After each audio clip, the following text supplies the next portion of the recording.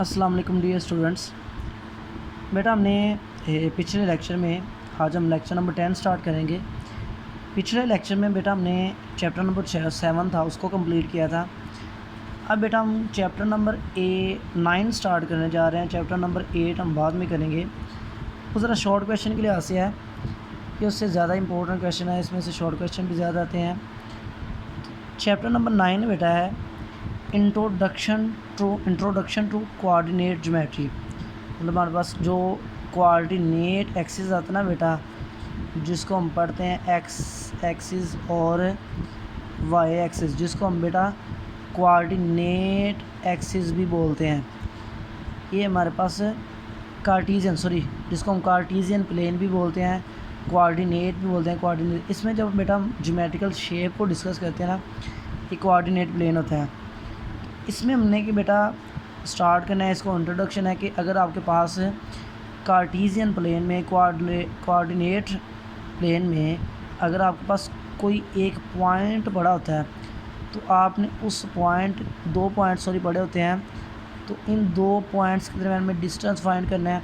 ठीक है ना। तो आप वो डिस्टेंस कैसे फाइंड आउट करते हैं, उसके लिए ये फार्मूला गिवन होगा।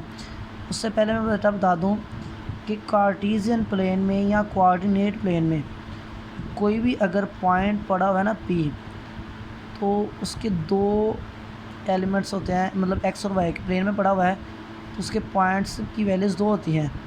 मतलब एक होती है एक्स के लिहाज से और एक होती है वाई के लिहाज से, और इसको बेटा ऑर्डर्ड पेयर भी बोलते हैं, जो चैप्टर नंबर 8 में हम मज़ीद डिस्कस करेंगे।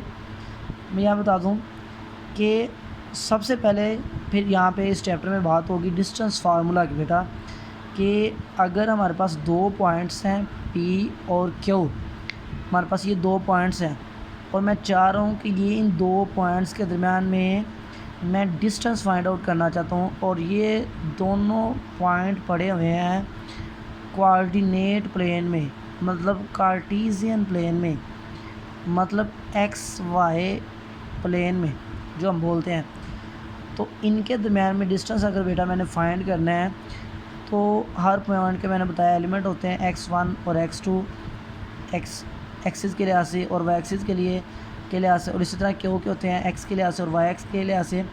तो मैं लेट कर लेता हूँ कि P हमारे पास एक पॉइंट है जिसके कोऑर्डिनेट हैं x1 और y1, और Q एक पॉइंट है जिसके कोऑर्डिनेट हैं x2 और y2, और मैं P और Q के दरमियान में डिस्टेंस फाइंड करना चाहता हूँ।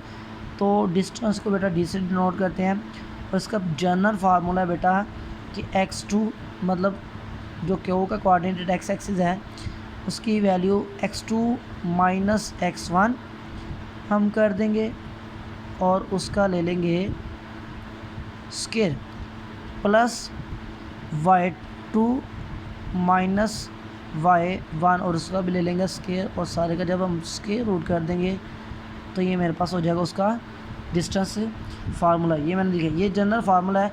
अब हमें गिवन क्या होगा, हमें एक्सरसाइज में एक क्वेश्चन गिवन होगा कि आपके पास दो पॉइंट्स हैं, इन दो पॉइंट्स के दरमियान में आपने डिस्टेंस जो है वो फाइंड आउट करना है।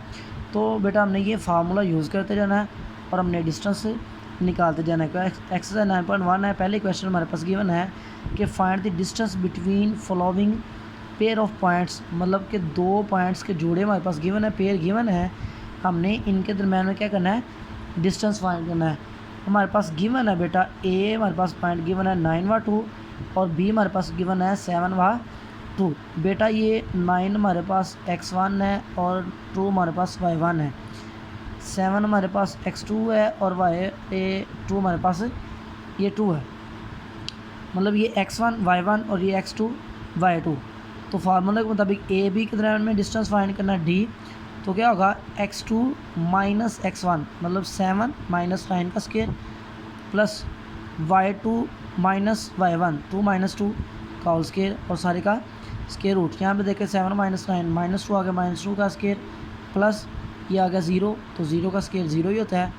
2 का स्केयर ये माइनस स्केयर रूट में पड़ा पता है, तो ये हमारे पास पॉजिटिव हो जाएगा। 2 का स्केयर हो जाएगा 4 का स्केयर रूट, तो वो हमारे पास आ जाता है बेटा प्लस माइनस 2।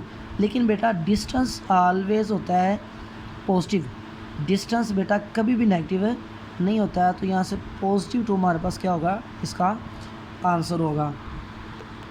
इसी तरह बेटा इसका बी पार्ट गिवन है कि हमारे पास 2 पॉइंट्स हैं ए और बी 2 पॉइंट्स हमारे पास गिवन है, इनके दरम्यान में मैंने डिस्टेंस फाइंड करना है। तो उसी तरह बेटा हमारे पास ये x1 की वैल्यू है, ये y1 की वैल्यू है, ये x2 की वैल्यू और ये y2 की वैल्यू है।